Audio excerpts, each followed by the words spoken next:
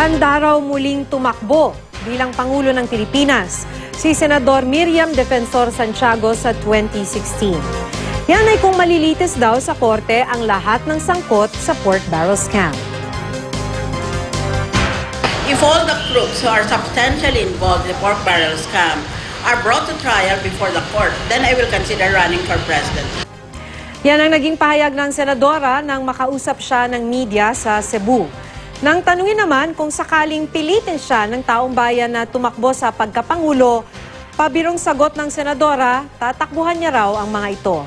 Batid daw kasi niyang kakailanganin ng malaking halaga ng pera ng sino mang kakandidato bilang presidente ng bansa.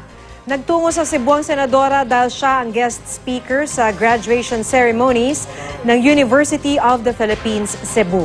Doon hindi niya pinalampas na muling bumanat ng kanyang mga pick-up line. Use Obama in a sentence. Answer. If I am all alone, I am Obama itself.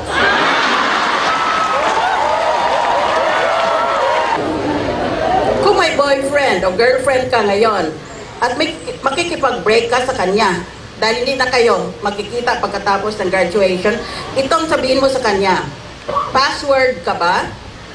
Yes. Hindi kasi kita kayang kalimutan pero kaya kitang palitan.